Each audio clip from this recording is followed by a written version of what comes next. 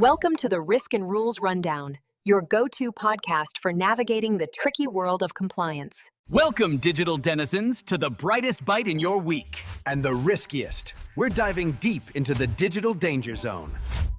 Hello, world. I'm Blue, your digital compliance companion, breaking down this week's breach with a bit of policy precision.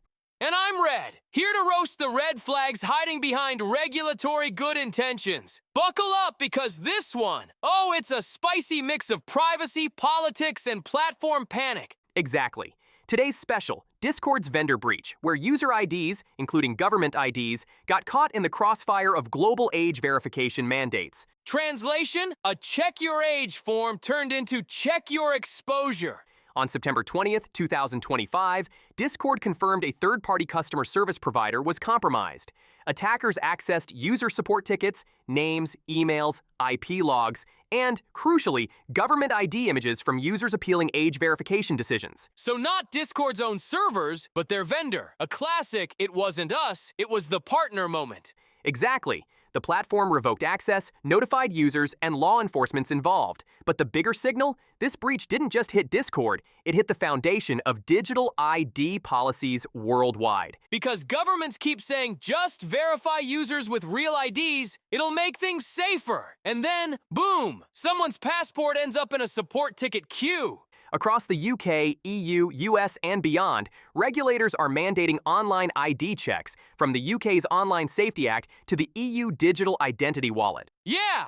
They're basically saying, no ID, no entry. The problem? Every platform suddenly has to store or outsource sensitive ID data. And when that vendor cracks, users get burned. Right.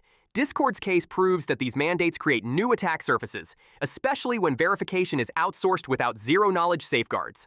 In other words, the more governments demand IDs, the juicier the target for hackers. All right, Blue, fire up the risk radar, because this breach just lit up 3 warning zones hotter than a data center on audit day. I'm listening. Give me your top signals, Red. First up, third-party data custody. Discord didn't lose control, their vendor did, but that's the kicker, isn't it? The riskiest data in the house. Government IDs, passports, driver's licenses, all sitting on someone else's servers, under GDPR. That's not shared responsibility. That's shared liability. And regulators will see it that way. Controllers can't outsource accountability. Article 28 makes that clear. Exactly. Next, policy collisions. Governments keep shouting, verify everyone, while privacy laws whisper, collect as little as possible. You can't have both. You either minimize data or you build an identity honeypot waiting to explode.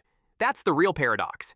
Age verification without data minimization becomes a compliance time bomb. Boom! You said it! And third, public trust breakdown. The second users find out their passport photo was chilling in a customer service inbox, game over. Trust tanks. Adoption dies. And what happens next? Everyone resists ID checks. A feedback loop of fear. Regulators want safety, but users now see ID verification as danger. Exactly. That's not just risk, Blue. That's reputational combustion. This Discord breach, it's not about a single vendor screw-up. It's a warning shot for every platform juggling new ID laws. Every time you build an identity system without federated or zero-knowledge models, you're creating a breach-shaped hole in your compliance story. Couldn't have put it better myself. That's a risk signal worth flagging for every board in the business. For any compliance or risk team listening, here's your rules. Map the data flow. Know exactly where ID data travels, including vendors and sub-processors. Check your processor contracts. Articles 28 to 33 of GDPR keep the controller on the hook. We outsourced it. Isn't a defense. Federate, don't centralize. Push for tokenized or zero-knowledge ID systems. Verify without storing. Prepare comms. Discord did report fast, but user confusion showed that breach notices need better authenticity checks. Translation: lock down your vendors before the regulators do it for you. The key takeaway is, policy mandates without technical safeguards amplify risk. Or in Red speak, you can't patch bad policy with a privacy disclaimer. Nicely said. I have my moments. Usually when someone's passport's on a cloud server they forgot existed. Expect regulators to converge. Privacy enforcers and online safety watchdogs will soon test how ID verification should work. without sacrificing data minimization. The real showdown isn't who verifies users. It's how identity gets verified. And that's the next frontier on our risk radar. I'm Blue. And I'm Red. And this has been the Risk and Rules Rundown, where chaos meets control.